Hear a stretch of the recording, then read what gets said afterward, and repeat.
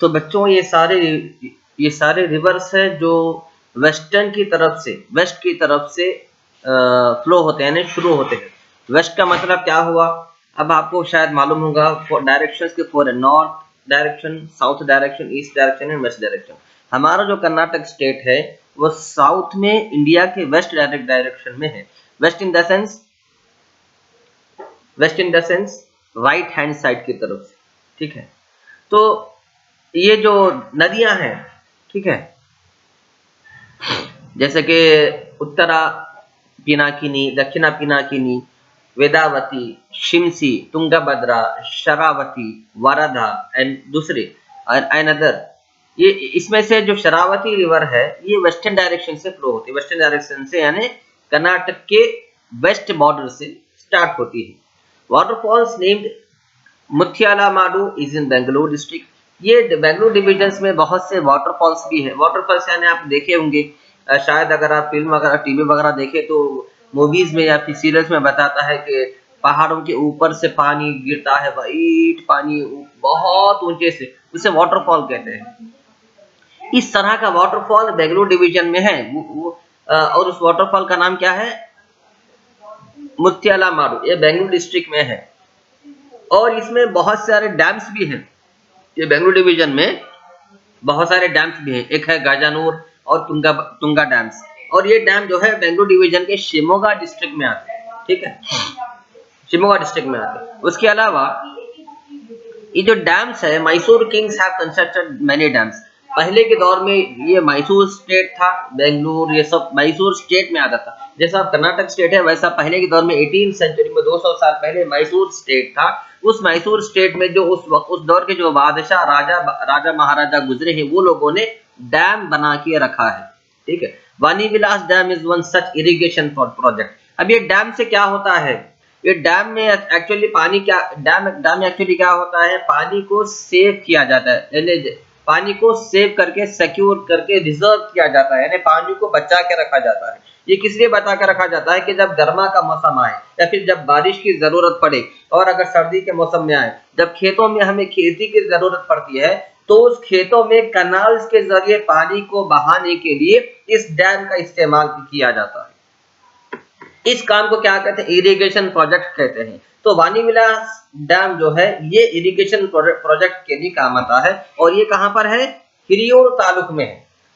Chitradurga district का जो हिरियूर तालुक है, उस हिरियूर तालुक में ये वानी विलास डैम आता है। बच्चों ये डैम के नाम और ये कहां पर है, इन्हें अच्छी तरह याद रखो, इसलिए क्योंकि इस पर आपको 1 मार्क के क्वेश्चंस और 2 मार्क के क्वेश्चंस आ सकते हैं। मल्टीपल चॉइस में आपको ये क्वेश्चंस पूछे जा सकते हैं। कौन सा डैम किस डिस्ट्रिक्ट में है, ये अच्छी तरह याद रखिए। Another dam is at Markonahalli of Tumakuru district. और तुमकुरू डिस्ट्रिक्ट में, जैसे कि चित्रदुर्गा डिस्ट्रिक्ट में एक डैम है, ठीक है। कौन सा डैम है चित्रदुर्गा डिस्ट्रिक्ट में? वानी विलास डैम, VANIVILAS, वानी विलास डैम चित्रदुर्गा डिस्ट्रिक्ट में है।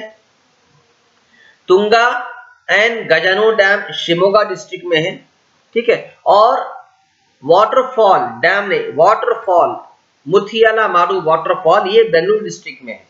ये सारी चीजें आपको अच्छी तरह याद रखना चाहिए। अगर आप बाय हार्ट कर सकते हैं तो बाय हार्ट करें, लेकिन बाय हार्ट करने से बेहतर ये है कि आप इसे पढ़कर 5 to 7 टाइम्स लिखिए, ताकि आपके माइंड में अच्छी तरह बैठ जाए। Many of our rivers have dried out due to environmental pollution, deforestation, uncontrolled urbanization and many other reasons. हमारे जो एनवायरमेंट है, हमारे जो रिवर्स है, हमारे जो नदियां हैं, बहुत से नदियों में जो पानी का लेवल है वो गिरता जा रहा है, यानी नदियां सूखती जा रही हैं। उसके बहुत से वजूहात, एक वजह यह है एनवायरमेंटल पोल्यूशन। हमारे एनवायरमेंट में जो पोल्यूशन होता है, ट्रैफिक पोल्यूशन, नॉइस पोल्यूशन, और कंपनीज और फैक्ट्रीज में से निकलने वाला स्मोक और फॉग पोल्यूशन, और हमारे घरों में से निकलने वाला धुआं, ये सारे पोल्यूशंस जो है, इस पोल्यूशन की वजह से नदियां सूखती जा रही हैं। ये पोल्यूशन की वजह से नदियां कैसे सूखती हैं वो सुनिए। ये पोल्यूशन जब, ये गैसेस जब हवा में उड़ते हैं तो हवा में गर्मी बढ़ जाती है, टेम्परेचर बढ़ता है। अब जब हवा में टेम्परेचर बढ़ता है तो उस टेम्परेचर के बढ़ने की वजह से पानी गर्म होकर एवापोरेट होता है। डिफॉरेस्टेशन भी एक वजह है। डिफॉरेस्टेशन यानी जंगलात से ज्यादा तादाद में झाड़ों की कटाई, इसको डिफॉरेस्टेशन कहते हैं। अनकंट्रोल्ड अर्बनाइजेशन, अर्बनाइजेशन यानी तेजी से आबादी के बढ़ने को अनकंट्रोल्ड अर्बनाइजेशन कहते हैं। यानी अब देखिए, पहले हमारा गुलबर्गा शहर छोटा था, पहले 20 साल 30 साल पहले, आज जितना बड़ा है पहले उतना बड़ा नहीं था, अब आगे 10-20 साल में और बड़ा होने वाला है। तो ये आबादी फैल रही है, तो इसलिए अर्बन एरिया बड़ा हो रहा है, ठीक है। आबादी फैल रही मतलब अर्बन एरिया बड़ा हो रहा है, इसे अनकंट्रोल्ड अर्बनाइजेशन कहते हैं। Many rivers of Bengaluru urban district are on the verge of extinction. इसी वजह से बेंगलुरु के जो सिटी में बहुत से ऐसे नदियां हैं जो अब खत्म होने के इम्कानात पे है, खत्म होने के करीब है, यानी नदियां बिल्कुल सूख जाने के करीब है। As a result severe scarcity of water is there. इसके वजह से क्या होता है, पानी की बहुत बड़ी किल्लत होती है। जब हमें पानी मिलना कहाँ से, नदी तालाबों से। अब नदी तालाबों में पानी नहीं रहा तो हमें पानी की किल्लत, पानी की कमी महसूस होती है। तो नदियां और तालाब सूख जाने की वजह से पानी की कमी होती है। इसीलिए वजह से हमारे घरों में जो नल खुलता है, कभी 2 दिन में एक मरतबा, कभी 4 दिन में एक मरतबा, कभी कभी 8-8 दिन नहीं खुलता। किस वजह से? क्योंकि पानी की कमी की वजह से हमें पानी की शॉर्टेज होती है। This division has many mineral deposits. The most productive gold mines of the country are in Karnataka, and Kolar gold mine is famous among all.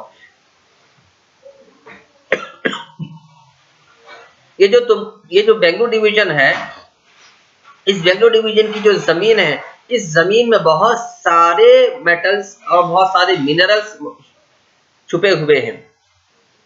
ये जो मिनरल्स है ये जमीन के अंदर कुदरती तौर पे पैदा होते हैं, इसे कोई पैदा नहीं करता, बल्कि इसे सिर्फ खोद कर निकाला जा सकता है, इसे माइन किया जा सकता है। और कर्नाटक एक बहुत ज्यादा गोल्ड देने वाला स्टेट है, यानी इस स्टेट की जमीन में बहुत ज्यादा गोल्ड पाया जाता है, बहुत ज्यादा सोने के पार्टिकल्स पाए जाते हैं। इसी वजह से आप देखिए कोलार में गोल्ड माइन है, यानी गोल्ड निकालने की फैक्ट्री है। और हट्टी में जो कि नॉर्थ कर्नाटका रायचूर डिस्ट्रिक्ट में है, वो उसमें भी गोल्ड निकालने, वहां पर भी गोल्ड निकालने की, गोल्ड को निकालकर उसको माइन और उसे रिफ्रेश करने की फैक्ट्री है। तो इस तरह से कर्नाटका में 2 बड़े-बड़े गोल्ड की फैक्ट्रीज है, एक हट्टी में और एक कोलार में। कोलार जो है बेंगलुरु डिवीजन में आता है, इसीलिए इसका जिक्र करेंगे। Kolar gold mine is famous among all, but the gold deposit of this mine is exhausted. लेकिन हुआ ये कि तो यहाँ पे स्टूडेंट्स हमारे कर्नाटक स्टेट में जो कोलार गोल्ड माइन है, अब चूंकि हमारे कर्नाटक की जो जमीन है उसमें बहुत जमाने से कोलार गोल्ड माइन काम कर रहा था, तो वहां पे सोना निकाल के सोने की क्वांटिटी जो है जमीन में कम हो गई। इस वजह से कोलार गोल्ड माइन अब काम नहीं कर रहा, क्योंकि वहां पे गोल्ड की क्वांटिटी खत्म हो चुकी है। Iron ore deposits are found in Chitradurga and Tumakuru district. Chitradurga और तुमकुरू डिस्ट्रिक्ट की जो जमीन है उसके अंदर लोहे के पार्टिकल्स बहुत ज्यादा आते हैं। आयरन ओर यानी लोहे के मॉलिक्यूल्स, लोहे के पार्टिकल्स, लोहे के सब्सटेंस, लोहे के जर्रात, बारीक बारीक कंकर वगैरह की तरह की शक्ल में लोहा जो है, ये चित्रदुर्गा और तुमकुरू की जमीन के अंदर बहुत ज्यादा पाया जाता है। यानी ये जमीन जो है लोहे के पार्टिकल्स से जरखेर है, भरी हुई है। Chitradurga also has copper ore deposits. It is said that mineral necessary for atomic energy production is available in Chitradurga district. Atomic energy, ठीक है, एटॉमिक एनर्जी ये एक साइंटिफिक प्रोसेस है, ठीक है। ये एनर्जी को बनाने के लिए, एटॉमिक एनर्जी को क्रिएट करने के लिए जो रॉ मटेरियल्स इस्तेमाल होते हैं, वो जो सामान इस्तेमाल होते हैं जैसे कि कॉपर है, ये सारी चीजें चित्रदुर्गा और तुमकुरू डिस्ट्रिक्ट की जमीनात में बहुत ज्यादा तादाद में पाए जाते हैं। नाउ अब बात करेंगे फॉरेस्ट के बारे में, वाइल्ड एनिमल्स और नेचुरल पार्क्स के बारे में।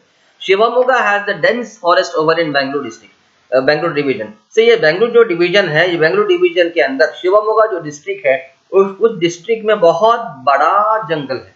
डेंस यानी बहुत फैला हुआ जंगल, बहुत घना जंगल, बहुत ज्यादा घना जंगल शिवमोगा डिस्ट्रिक्ट में पाया जाता है। The forest over cover of Bengaluru urban district is the least.